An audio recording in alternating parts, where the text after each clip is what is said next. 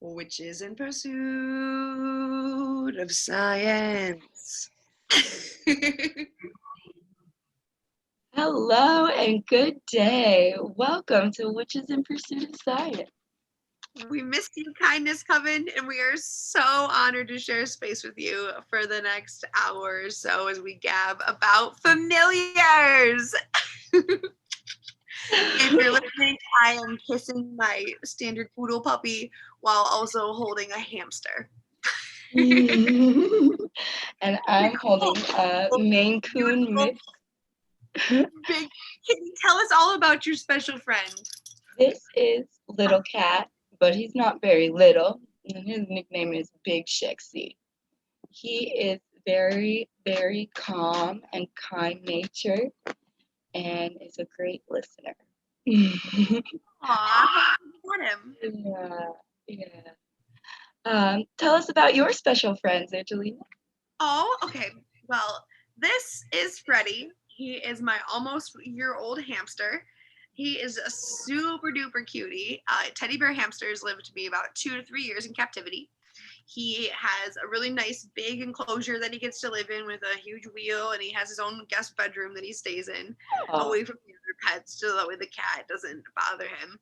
When I first got Freddy, he was in a litter of all brown classic style Syrian hamsters, and I thought that it was cute. I have a affinity for red creatures, so my little ginger man, I saw him and he was just the oddball in the pack, and I have always been attracted to the oddballs of everything. So, of course, Freddie and I instantly connected, and I brought him home, and he has just been truly the most wonderful little surprise ham. I went out for sushi and came back with Freddie, and I was really grateful.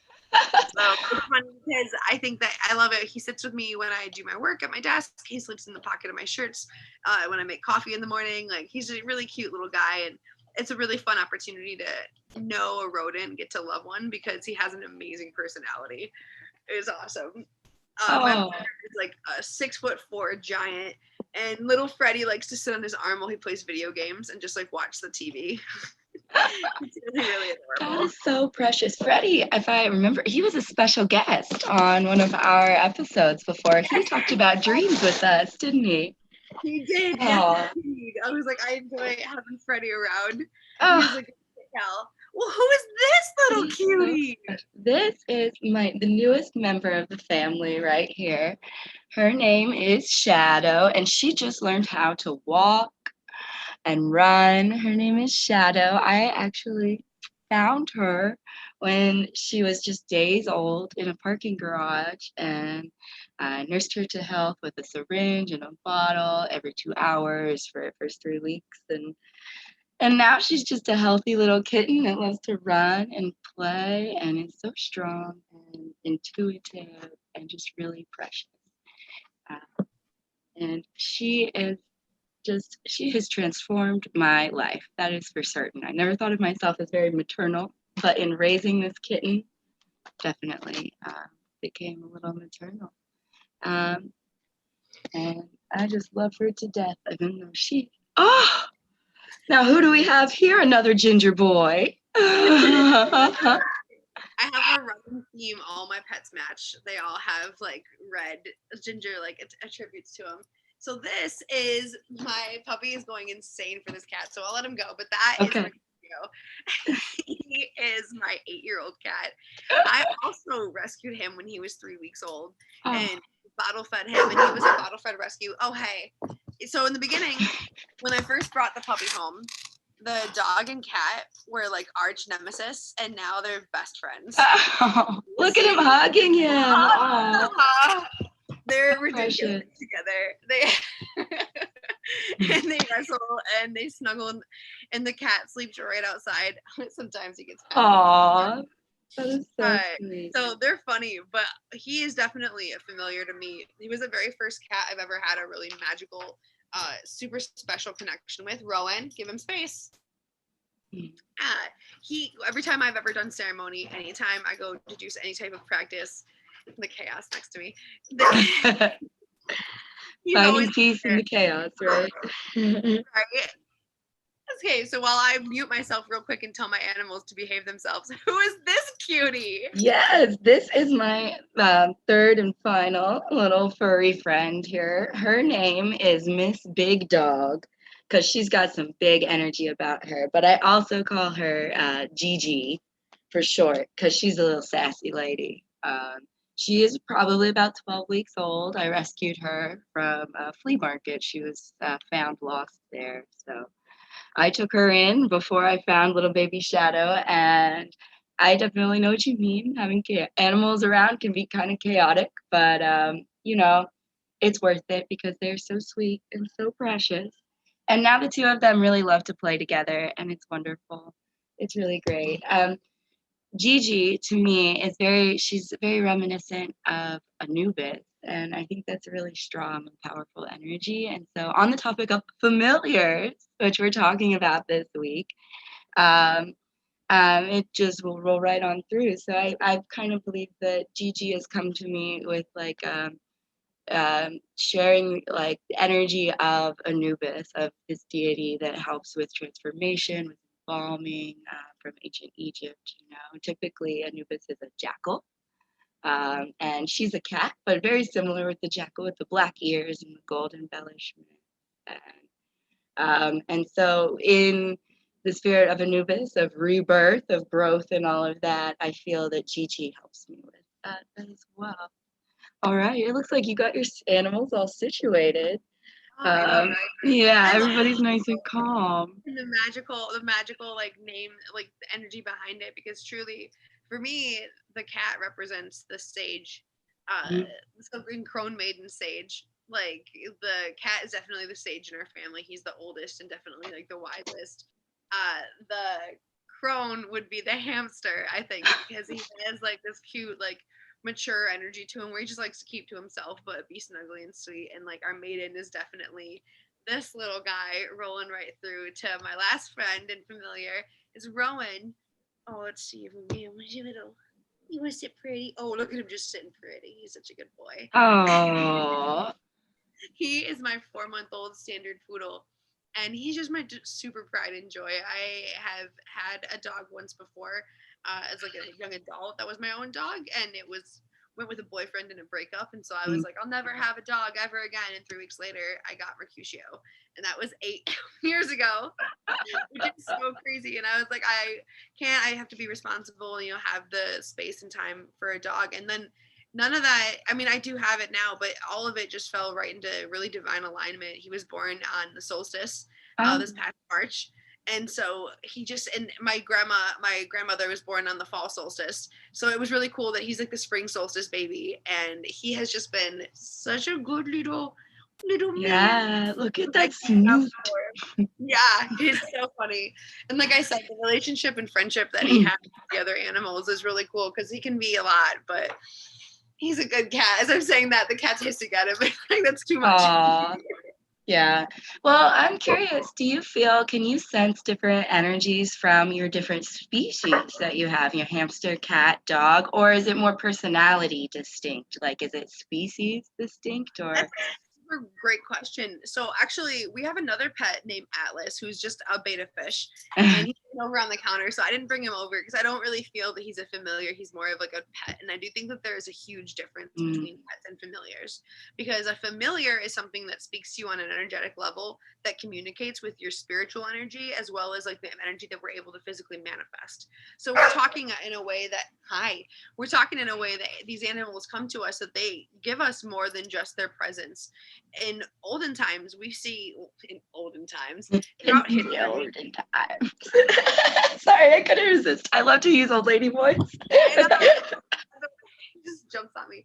And so, as history is true to form, we find familiars throughout all kinds of cultures. They're in Africa. We have queens, pharaohs that were known to have Egyptian mummified cubs of lions.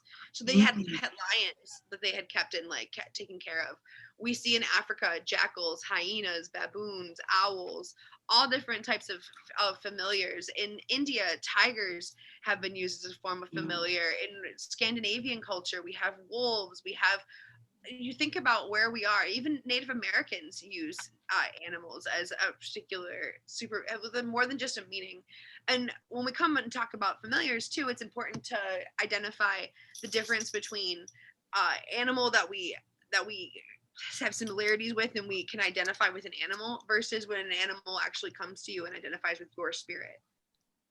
Oh yeah, because there is a difference. There's a distinct difference. Like, I'm very fond of sloths. I love to take naps and I love to eat avocados, which, a fun fact, if you didn't know, we can thank prehistoric sloths, like the mega sloths, for giving us avocados. They were actually some of the only animals big enough and able to access the trees tall enough to eat like the ancient avocado and spread the seeds around. So, but like, I love sloths, but sloths are not a familiar of mine. I don't work with them. They don't come to me.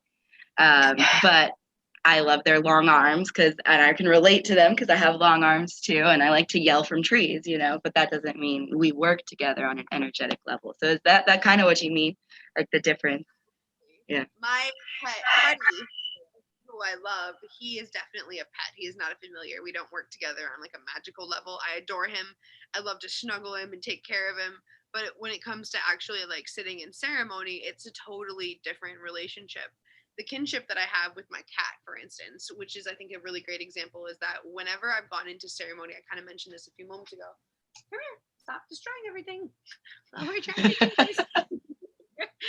He where no matter if he's in another room, if he's in the basement, if he knows, if he'll I won't even like, it's not like I'm beating a drum or nothing loud being like, it's time for ceremony, everybody come around. He just shows up.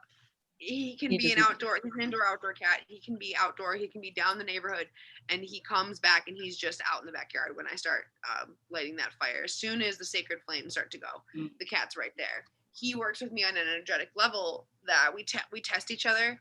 He, more so than a pet, I think that my cat was a person or some sort of like deity. So this is the part where we get into familiars.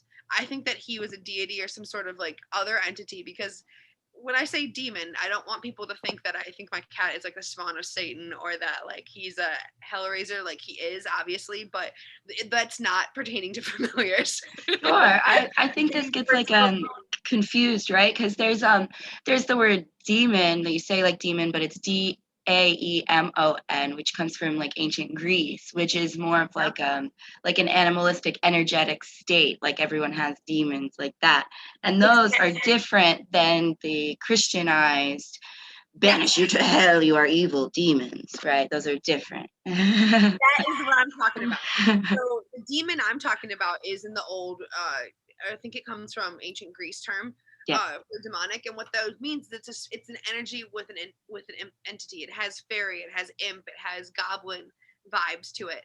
And what's so exciting about it is that when it's translated into our creatures, we're able to create and identify with them and use that as an energy conduit to transmute. Oh my gosh. I know. My dog's like ripping apart a napkin now. I was like, I should have, I don't know why. This is like happening all today, but he's making some confetti. It's biodegradable. We're okay. Right.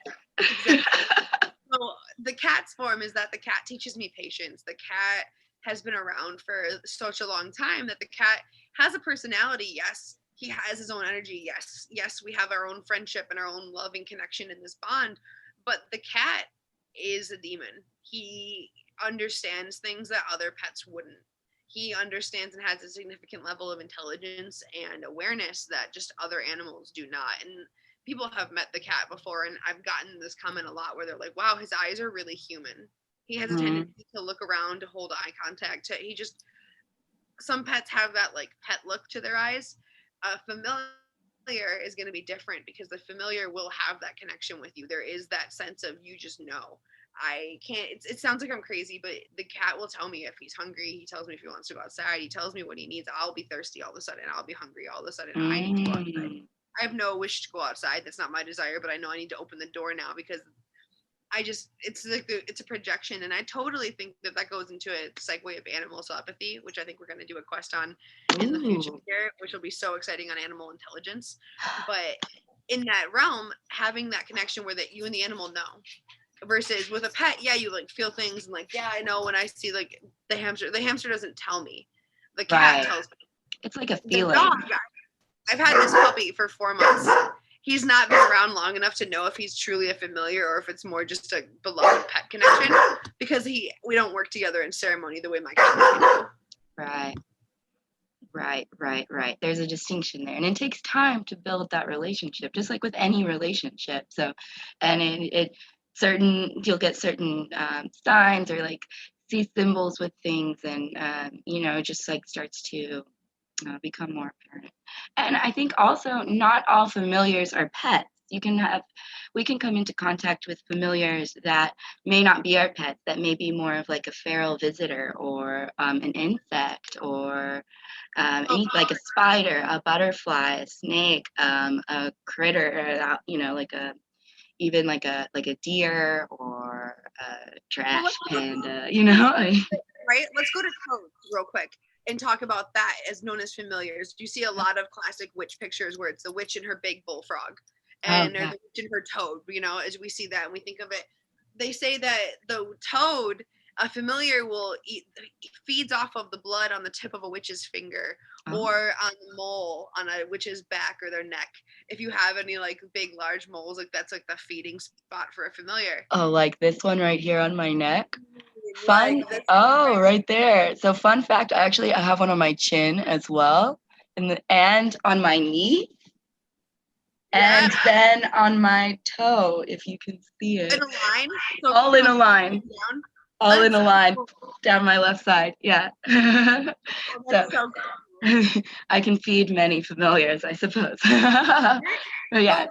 They used to say that the mark of a witch is having multiple like moles or warts around, and like that would be like what would feed the familiar or this demon. And so it's not necessarily, though, when you think about that, like if it comes up and it's just like oh, it's sustained by eating a wart, it's sustained by licking a mole, it's sustained by having a drop of blood from your finger, like that doesn't make any sense. It's more about the energetic sustaining of like the energy transfer, because going back into exactly what you're saying, if we go to, it doesn't have to be a typical pet, we're talking about actual tools and conduits here that are connecting with us within nature that are now showing up. You may have a snail or a chipmunk, or it can literally be anything, exactly, a dragonfly. If it comes to us when we're working, all of a sudden we do have that familiar energy there. And this is where we take it a step further and we go into the talk of spirit animals. Well, spirit animals aren't meant to be it's your favorite animal and it communicates because I like it. I like ponies, so I'm going to be a pony today. And it's like, no, that there's a whole serious work and reflection based on how you determine what animals are around you. Yes. And I think specifically, it varies very much by culture as well of how these things interrelate and the terms that we use. And so, but it is something I think that varies, but interacting with different energies and animal spirits is pretty universal. Right. One time, I'd like to share a little personal experience with a familiar. If you'd like to hear it. So one time, I was in the Umpqua National Forest in Oregon, and there are some hot springs there. So I was traveling by myself, and it was it was at the very beginning of this adventure. It was one of the first places I went, and I took this hike, probably about a mile and a half, up to some hot springs on the side of a mountain. And when you get to finally to like the mountain part, there's a small bridge, and then you go up these like wooded paths to get in the hot springs, and you just sit in there. And on the way through the wooded path, a little blue butterfly was following me, and then once we got to the hot springs, once I was at the hot springs, the butterfly stayed with me the entire time. And not only stayed with me around me, but would land on my arm, on my hand, and would walk around and hang out with me. And just visited for the day. And at that time, I felt like I was kind of going through like a valley of life. And it was this butterfly came to visit, like almost like to say, hey, you know what, even if you feel alone, you're not really alone, and change is coming because we transform, we go through metamorphosis, and maybe right now you feel like a puddle of goo, but we always have to go through a puddle of goo to remake ourselves and to transform. And I'm so grateful for that little butterfly. I have some photos of it somewhere on my hand and stuff, so I'll have to share them later and everything. But I don't know if I ever told you that story before, but it was really, it was a very like positive, encouraging sign. But yes, and if you ever get the chance to explore Oregon, check out those Umpqua hot springs. They're beautiful. It's breathtaking, and it's hot. Yeah. But yeah, so a familiar can be a pet that's with you all the time, or just maybe for an afternoon or a little while. Right. Yeah. I think there's a medicine and connection that we have when it happens in an organic way. Yeah, I agree. Something all of us like stopped and looked. Because the animals are so distracting. I know. I'm like, oh, what are you doing? Are you okay? Right. So another thing I wanted to point out about familiars too was like the age upon which people and familiars like connect. Most of the time, familiars have, and so the history behind them. I'm sorry, part of my yawn. Oh, put it out. It was so rude. Put it out. The part of it that's so interesting to me with familiars is that they. Oh, he did. Freddy fell asleep in his little travel. Gigi's over here asleep in her in her tunnel. I don't know if you can see. She's just hanging out. The Empire just nearby. Precious. Right, exactly. I like having all the pets around is a fun like anxiety thing. But what I was gonna say is that familiars start to come to you in like your teenage years, and it's something that comes in like your early adulthood, and it helps a witch develop her powers. So some correlation that I saw with Mercutio was that I got Mercutio when I was 20. When I was 17, I thought I was an adult, and now that I'm 29, I look back and I'm like, wow, I really didn't even start to become an adult until I was like 23 probably. And I'm sure it changes for, person to person, but those formative years of how really young I was when I was 20, for me, the innocence, the lack of experience, just all of it, like the coming into my own power, that when I started researching about familiars really struck a huge chord with me, because I found him right when I needed to, and we grew up together in this way of we built so much in our own power together, and to still have this friendship with this creature today, that I don't know what I'd do without him. Yeah. Sometimes I fantasize about opening the door and setting the little guy free. Other times I know I'll keep him till he's like 25, and I'll be super sad when he's finally gone. They never really leave us. And I bet even if you open the door and let him free, he would come right back because he knows where. Oh yeah, y'all are like best buds. Precious. He knows where to get all the good gluten-free, expensive cat food. Oh, gluten-free. That's so good for cats because they're carnivores. Right. He likes his meats. Well, he likes his sweet meats. Yeah. Well, it was crazy. Like I don't know if any other viewers like YouTube, when they're like, if this is you, respond in the comments. If your cat was losing hair or your pet was losing hair mysteriously, like my cat was, I was so stressed out. I was like, why does he have bald patches all over him? Like, what's going on? And he was like licking himself all the time. And a big part of it, I took him to the vet, and I was like, what is it? And first they were like, well, it's got to be fleas, but he didn't have fleas. So I was like, so what is it? And they're like, well, we tried all these different things going through this cat. Turns out the cat actually had an allergen to the processed wheat that was in his cat food. And that's why he eats gluten-free food now, is because a lot of times, especially in just something I learned in like the nutrition for my animals, is that they put a ton of pesticides and they don't filter it out. And so the animals end up injecting this, and it ends up shortening their lifespans, B, causing all sorts of hormonal and skin condition problems with the animals, just like how they lose their hair. And so as soon as Mercutio made that switch, he ended up being just fine. So nice and luscious again. That's I will eat bread occasionally, but I was like, that's how my cat's gluten-free story. Love it. Cat's gluten-free. I feel like that could be such like that's like a whole like sensationalized like story. Oh my God. Like the gluten-free cat. Yeah. Yeah, dude. It's really, it's like how all cats should be. Finest soul of like an unborn like familiar to trade for just like the expensive, like how expensive his cat food is. That's why I'm like, he'd leave he go out there, but like he knows he only gets the good stuff here at home. Exactly. Well, oh man. Uh, so I think, in that being said, that like Mercutio seems to act kind of like a guide or like an assistant, like and you guys help each other grow, it's like a multi-directional relationship, you know. He's raised me just as much as I've raised him.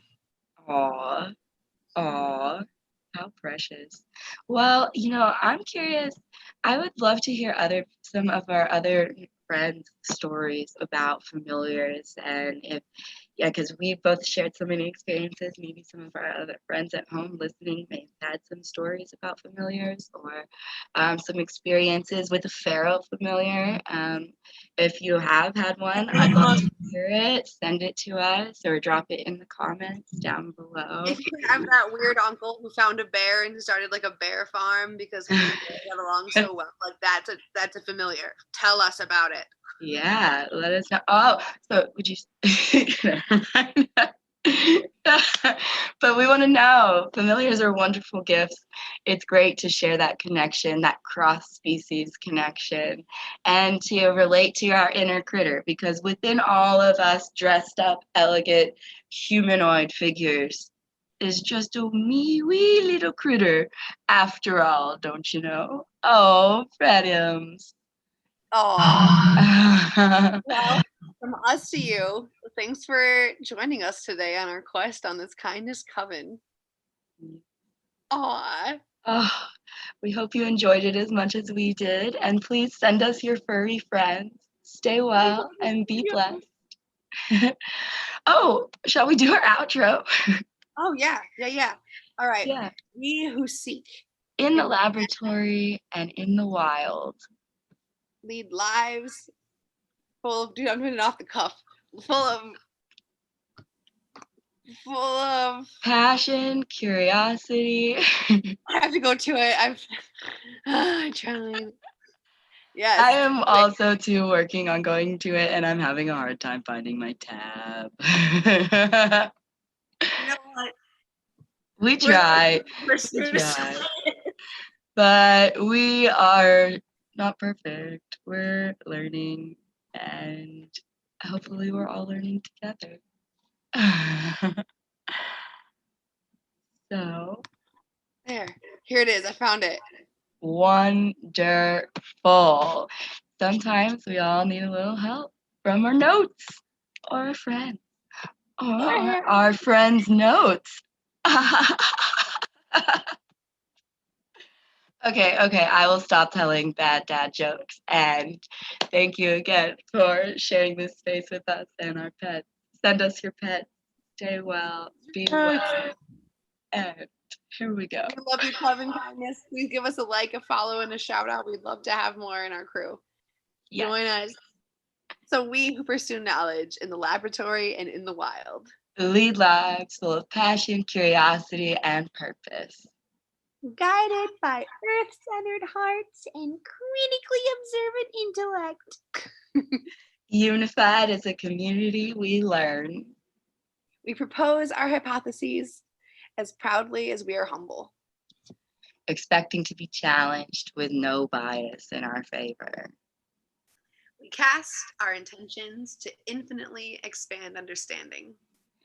Celebrating diversity within all of our webs.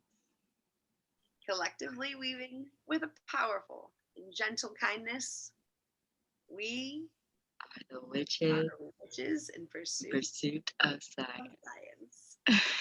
Thanks for watching.